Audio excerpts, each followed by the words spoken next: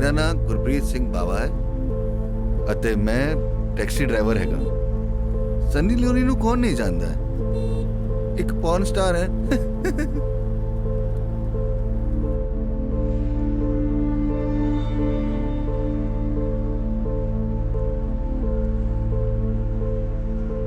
There's only one cosmic entity that unites all heterosexual Indian males, and that is Sunny Leone.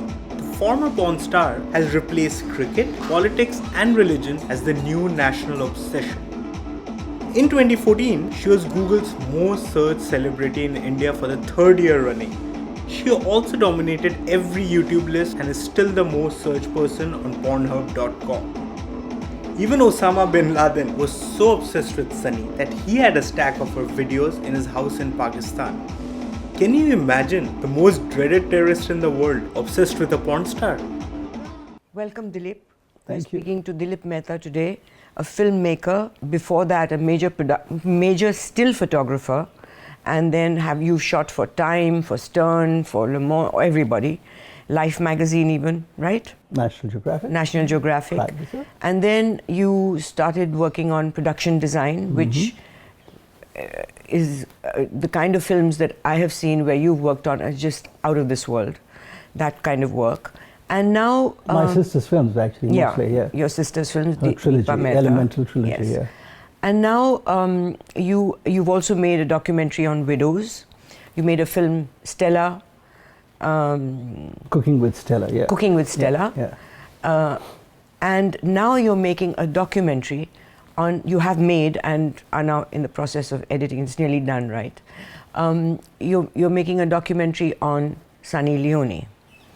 Now, first question, why Sunny Leone? How did you come to it? Well, fortunately, fortuitously or not, I was actually approached with the story idea. And it's wonderful because when somebody else is putting money into a project which is not your own money, there's a bit of less attention out there. But I was approached anyways with an idea to do a film on this erstwhile former pornography star called Sunny Leone, whom I'd read of earlier. Who hasn't read of Sunny or heard of Sunny Leone?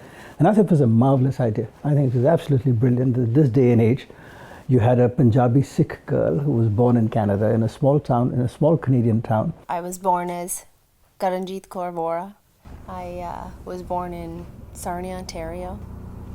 Very conservative parents. Oh, totally, totally. I mean, they were your classic emigres from India, gone to Canada, probably looking to Canada as a stepping stone to go south of the border to the United States, which they did go to eventually, and to make a living, a better life for themselves. And so she was born in Canada in this small town called Sarnia, and was there till the age of 13, at which point the family moved south of the border to Orange County, to California. And 5 years later, lo and behold, there was a massive metamorphosis out there, and she transformed into a pornography star. My parents didn't have a lot of money. It's not that we were poor. That wasn't the case at all, but they definitely didn't give us what we wanted. Incidentally, I mean, you know, I'm politically incorrect, and by saying porn star. Pornographers do not like the word. They have their own lexicon. Is adult films, adult entertainers, which is fair enough. I mean, each their own poison. But it is a poison all the same. So she was all of 16 years old when... No, 18. 18 years old when somebody approached her, an agent, to do films. No, again,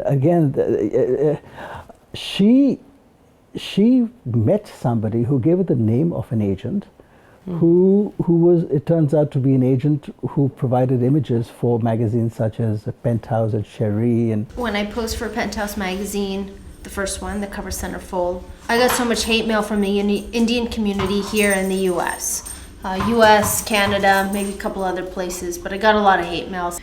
You're reading all these nasty things that people are saying about you, and at the age of 19, it's not fun. And she was studying to be a pediatric nurse. Yes, exactly. And she was doing a part-time job as a tax accountant in a tax firm, and she was a receptionist. She wore many hats. And so the agent's name was John Stevens. That's right. Who then introduced her to Jay Allen, the photographer for Penthouse magazine. Well, before that, she actually did a film. She did a small film for which she was paid enormously well. Was that an adult film? It was an adult film, and it's the first time she came on. She actually took off her clothes for the camera. It was a fabulous film called NoAngels.com, and I saw it, and I was. You know, I must say I love Sunny Leone. I think she's absolutely such a remarkable person. Are you in love with her? Am I in love with her, Sunny? No. I, throughout the film, called her Beta. And I think both my daughter and my son were rather surprised. And I said, you know, Sia and Varun, that's my kid's name. I said, there's probably an age difference of about 30 years between us. I said, I could not call her anything but Beta. And she used to call me Sir.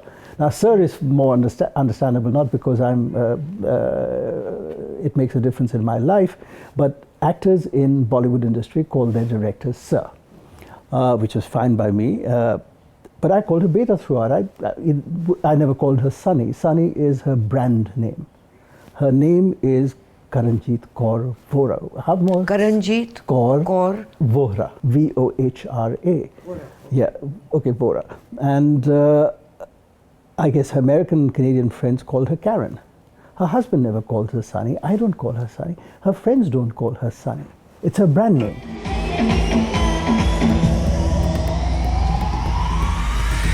India is home. There's two homes. I live two separate lives along with, oh my gosh, I feel like I really am schizophrenic. I live two separate lives and I have two separate names. This is ridiculous.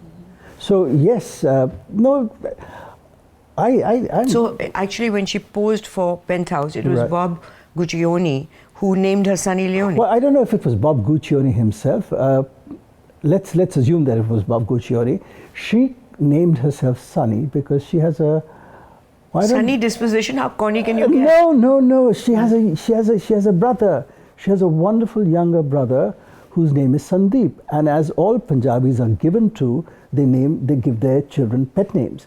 And so Sandeep's pet name was Sunny. When Bob Guccione or Penthouse magazine asked her, what would your name be? Because we can't have you in Penthouse magazine as Karanjit Kaur Vohra. So she said Sunny. She took her brother's name and they gave her the name Leone, as in Sergio Leone, the famous Italian director who did the spaghetti western films. So that she was knighted Sunny Leone. Later on, when her brother found out, she thought he would be shitting bricks, but he did not. He rather loved the fact that she confided in him. He is her closest buddy, her younger brother. Her parents were mad about it when they found out. Of course, they were mad about it when they found out that she was in the adult entertainment, of course. But they were equally mad when they found out that she had named herself after her brother. It's just, and yes, it's all in the film. I mean, I must say, Sunny Karen, has been very, very forthcoming in the film. That was one of my, to say a condition is very arrogant, but I had my misgivings at one point because the Nirbhaya case had taken place, the rape epidemic had sort of hit a peak in India, or it was being reported more so. So I had my misgivings about the film. And I also felt that what is the point of doing a film unless one can bear all? Now, that's a terrible choice of words, but that's exactly what it was. So I flew down to Mumbai and had a meeting. We scheduled a 45-minute meeting at the Hyatt, which turned out to last for about 3 hours. And I said, listen, I'd love to do the film, but I'll only do it if you don't hold back. And she pretty much agreed because she said, I want my life story to be told, warts and all. And that is pretty much has been the anthem of our working together. We shot over a period of close to 1.5 years, and I was privy to their lives, her life in particular, as a fly on the wall. And I'm a journalist, as you are, and we have to take a back seat. Yeah, you have to disappear and be non-judgmental. I mean, let the viewer decide how they want to. Of course, a lot is shaped in the editing, But even in the editing suite, our approach has been very loosey-goosey. It's been, hey, let her decide the course of the journey of the film. We'll add our do paisa bit to it, which we have, and shape the film according to. How would you describe her? She is a very, very lovable person. She focuses. She looks you in the eye. She is not at all apologetic. Why should she be? She said, those were my choices in life of being an adult star. For some reason, I have a switch in my brain that says, if you don't like me, I actually don't give a shit if you don't like me. I have a wonderful, beautiful life. Is she talented? As an actor, I think she's getting there.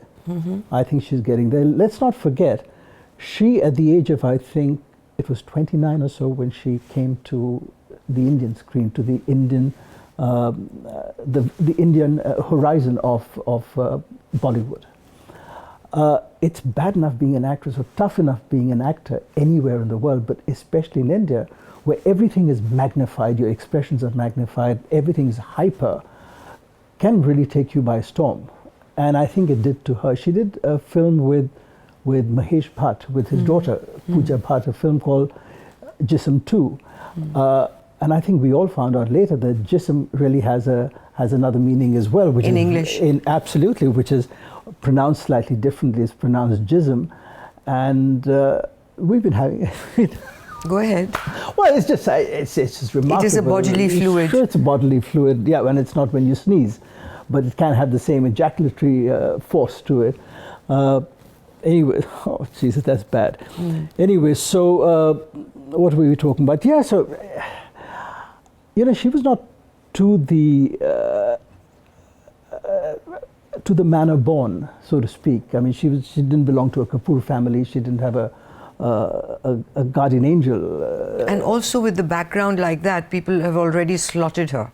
Well, I think Indian producers are so smart. I mean, we rank right up there as far as brains are concerned. Why is Sunny so successful? I think she's gorgeous to look at. She's getting better in her dancing. She's getting better in her acting. Does she speak Hindi at all? Yes, she does. But so I think are those films but let me answer the first part of the question.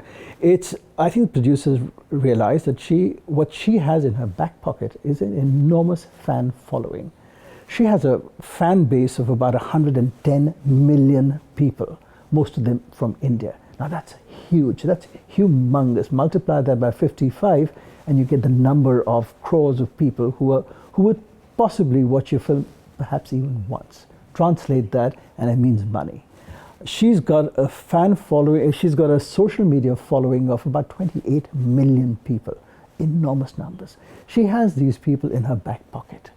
So would I like to produce a film with Sunny? Absolutely. Who wouldn't?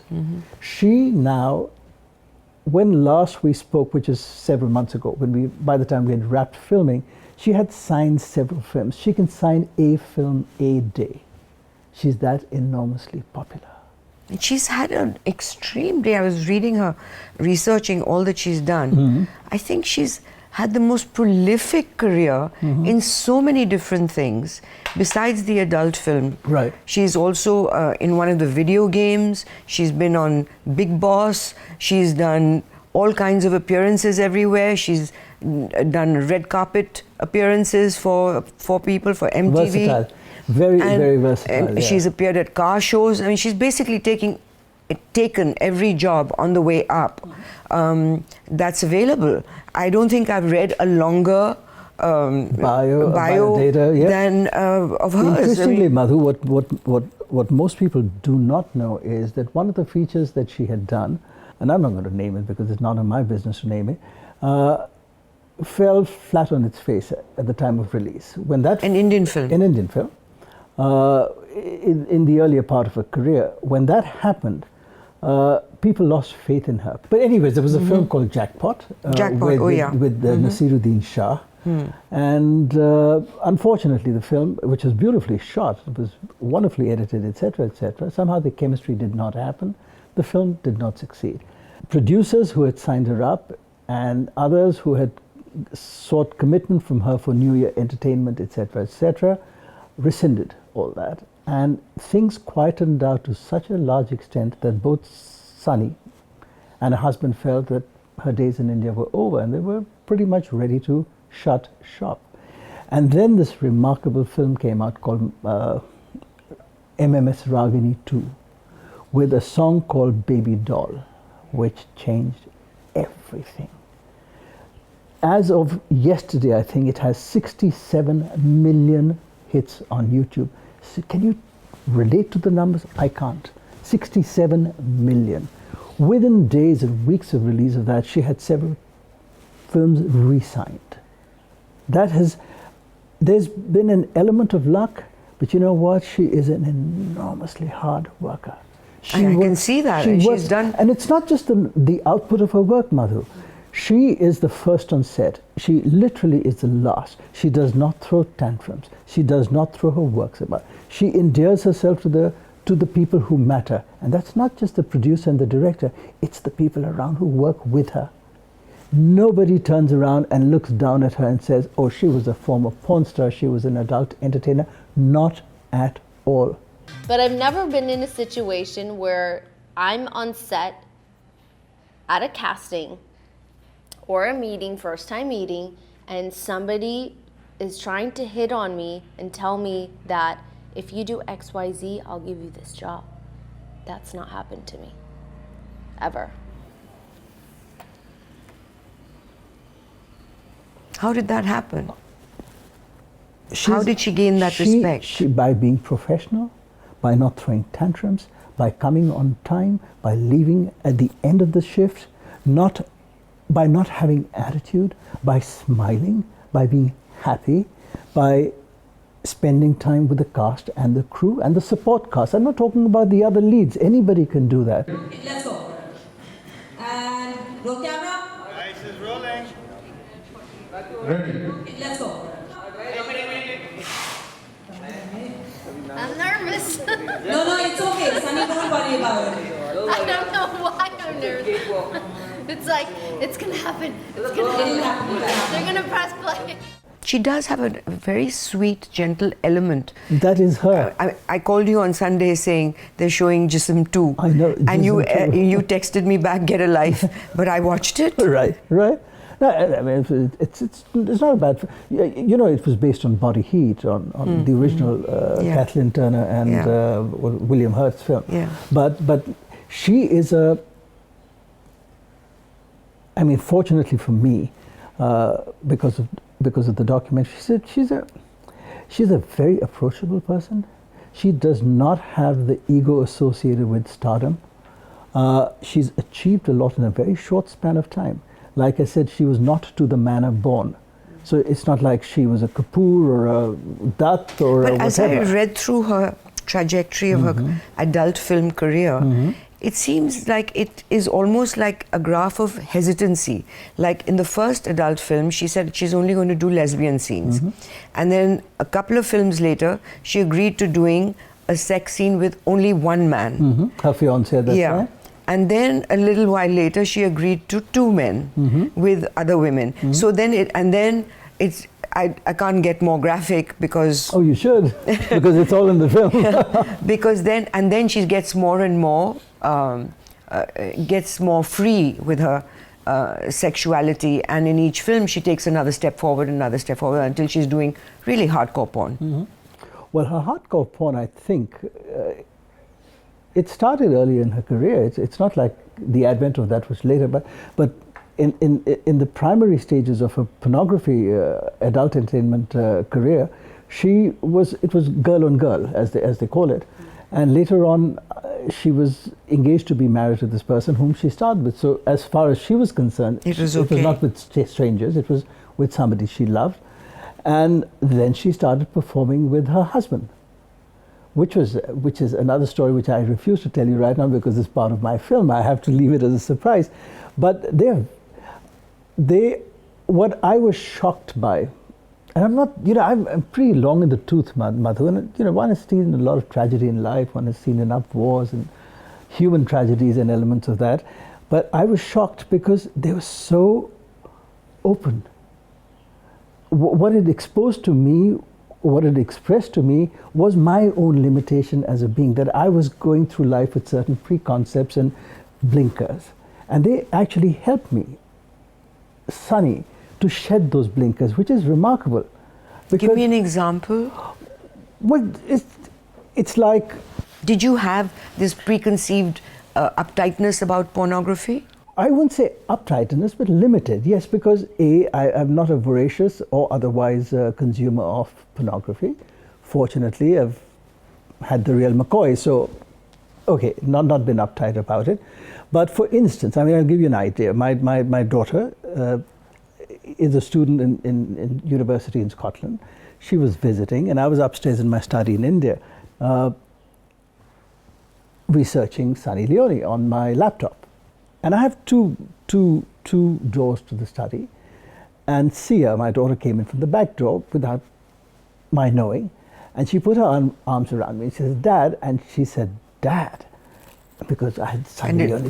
Exactly. So I said, "Darling, that's research." She said, "Is that what they call it these days?" And that's what I'm talking about. It's, I was still being defensive about what I was doing till I realized my kids, who are now, 19 and 24, 23, they were rather proud of what Dad was doing.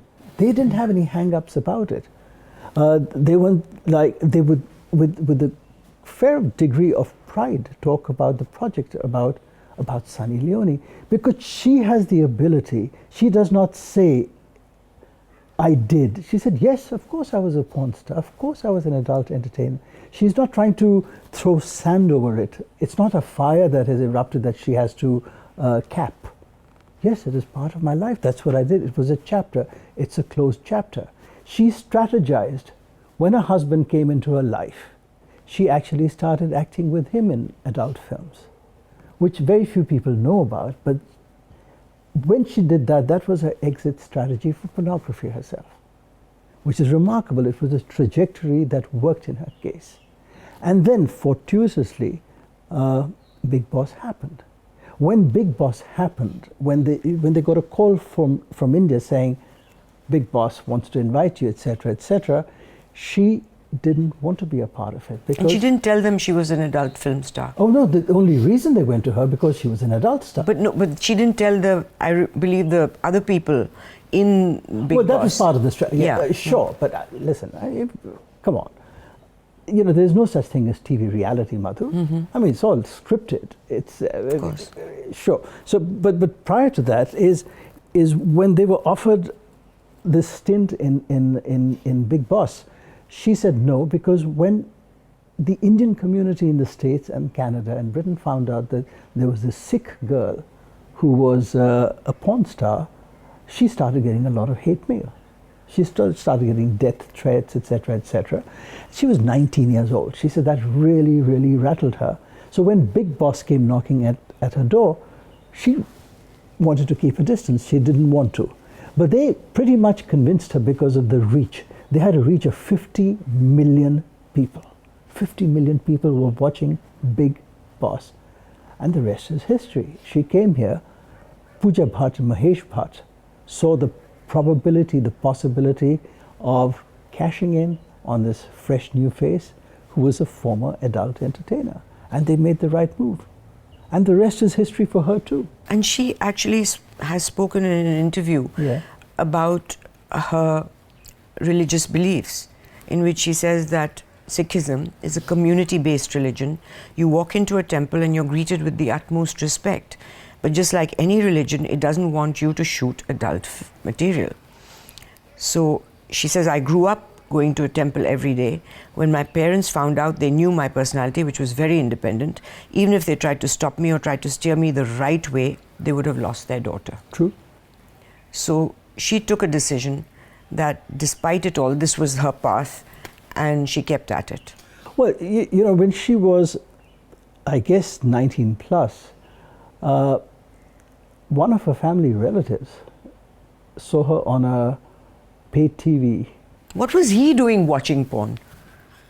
See, this is the thing, that everyone blames the prostitute, and I'm not saying she's one, or even implying it, everyone blames. But what about the customers? I totally agree. And that was my actually. So continue your story. Well, so somebody watched her on a show, and she knew the gig was up basically. So she consulted her brother. Her brother's younger than her, and he's a chef in a restaurant, and a wonderful Sunny. So Sunny times 2.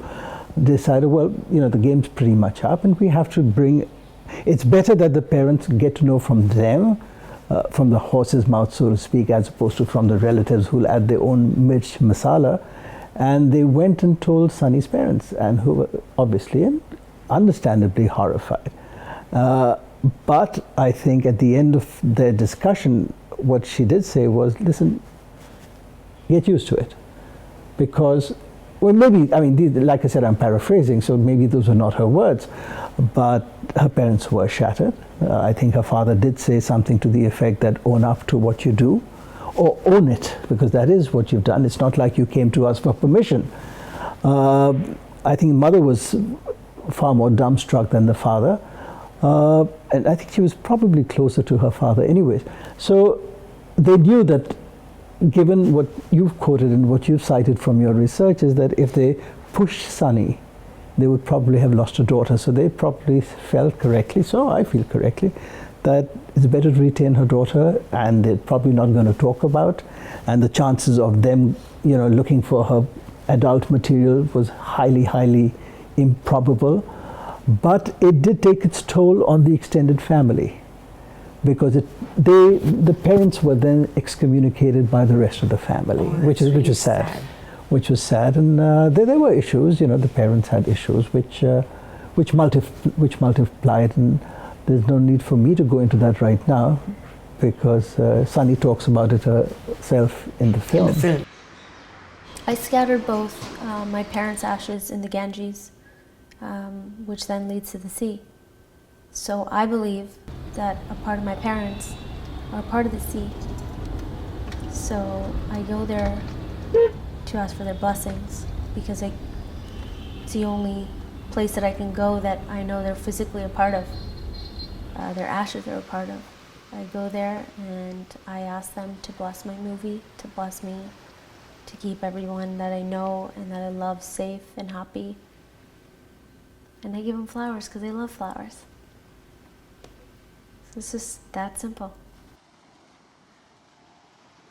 Do you think pornography or adult films is a good thing? I don't know if it's. Is it too simplifying it? That is rather simplistic. For me, it's not black and white. Of course, there's black and white, but there's actually more gray in between black and white. Sure, pornography serves a purpose. Does it serve a good purpose? I don't know. Does pornography lead to rape, for instance? I don't think so. I actually don't think pornography directly leads to rape or any such heinous crimes.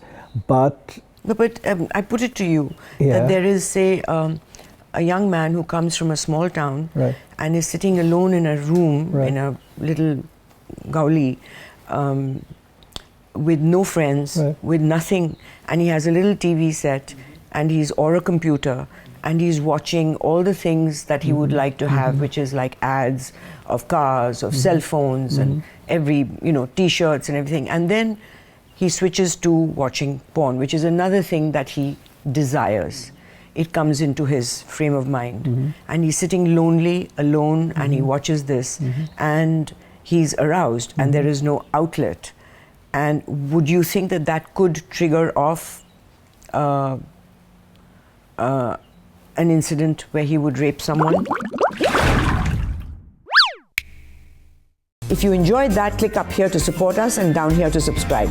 Be sure to check out our older episodes and the other stuff we do, like Can You Take It, I Agree, panel discussions, comics and animations, and much, much more.